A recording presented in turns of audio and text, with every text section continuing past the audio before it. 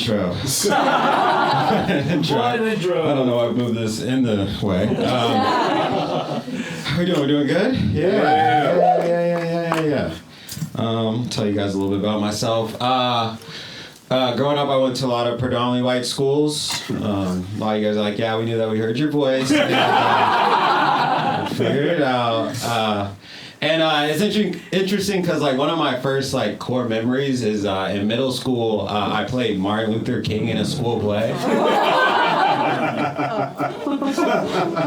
Yeah, never auditioned for the part. One day the teacher just sat me down and she was like, "Hey, look, I'm gonna be honest. We only got 2 black kids and we need the other guy from Malcolm X. So I want you to go suit up and learn that speech." But as I got older and I thought about it and I really thought about it, I realized, you know what? It would have been more messed up if I didn't get the part as the only black kid at the school. Like, it would have been way worse if my teacher was like, "Hey, look, Herb, your audition was fantastic. But I gotta be honest. There is just this Asian foreign exchange student. He's just got something you can't teach. You can't teach that." I'm from Florida. Don't worry, I'm safe. I left my gun at home. Unless you don't laugh, then I'm gonna shoot you. But growing up in Florida was interesting. It's weird when I go back home to Florida and like I tell people I live in LA. Because, like, especially, like, the guys, they'll always say some weird stuff, Like, last time I was at home with my buddy, he was like, "Hey, man, I don't know how you live in L.A. You guys got all those gay guys. I couldn't deal with a gay guy coming up and forcing me to suck his dick."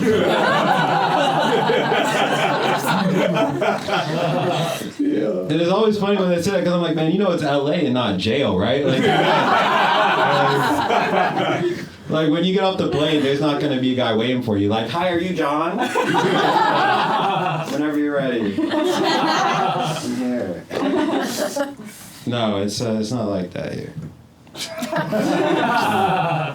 It's also weird when I go back home because spending time with my mom and stuff. She's like a great lady, but she doesn't believe in mental health. Like the last time I was down there, I was talking with her, and I was like, "Hey, Mom, I think I might be depressed." And she looked at me and she was like, "Son, that's impossible, because you own shoes."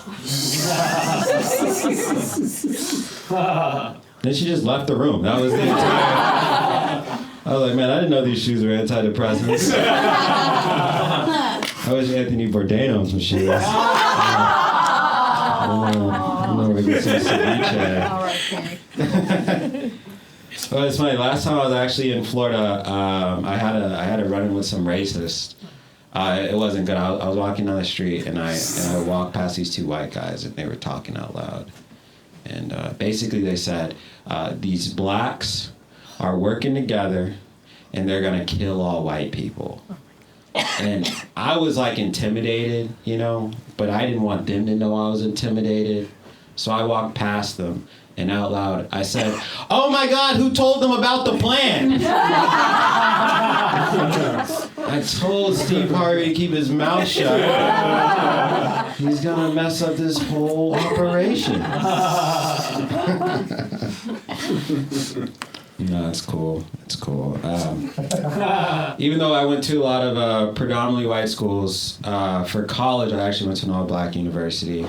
It was good. And it was a good experience for me, but it was also at this school like where I started saying the N-word, Because like I grew up around like all white kids, so like I never said it. Like they said it, but I never got it. You gotta have a partner. So it was interesting when I got to school, because like I started saying it all the time.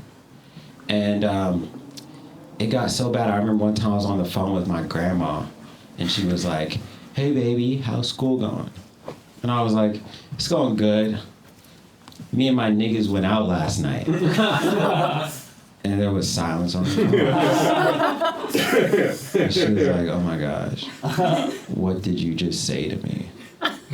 And I was like, nigga, weren't you listening? I just said me my nigga's mouth last night. It was pretty clear. No, that's cool. It's cool being in LA. I like it. I live in West Hollywood. It's cool. Living in LA has taught me that everyone's this super liberal and progressive person until there's a homeless guy living in your laundry room. You know, because like your first thought when you see the homeless guy is like everyone, like, oh man, it sucks he has to live like this. This is awful. But your second thought is, man, I'm pretty sure that guy's wearing my clothes. Like, I'm pretty sure that's my t-shirt. I know that shirt. That is my fucking t-shirt. And it sucks, you know? Because, like, we try to do everything to get this homeless guy to leave, man. Offered to get him a hotel room for a little bit. Kept coming back. Called the police. He kept coming back. So eventually, you know, me and all my neighbors, we just kind of got tired of it. And we just, like, pulled all of our money and resources together and went out and bought him some fentanyl. You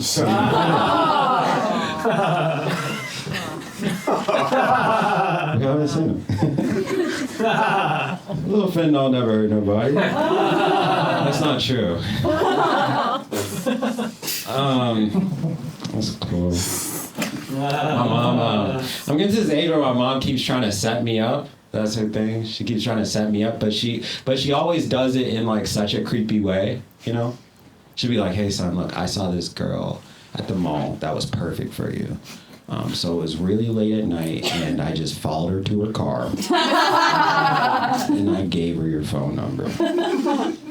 I was like, Mom, that woman is never going to text me. She probably thought she was being sex trafficked.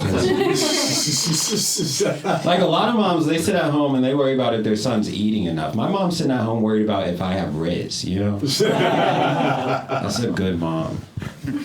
I'm also trying to stop watching porn. That's porn is bad, you know? Cause like I remember the first time I had sex with a girl, we were fucking, and in the middle of it, I was like, hey, look, I'm enjoying this and all, but when are all the other guys coming? Like, what is it?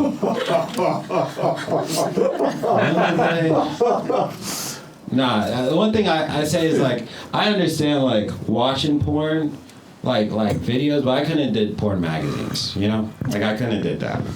You know, because I can't imagine that. You know, you just got your porn magazine set up, you're just jacking off, just like, oh fuck, oh my god, this is so good. Oh my god, fuck, I'm about to come, oh my god. Oh my god. All right, that's my time giving up for you.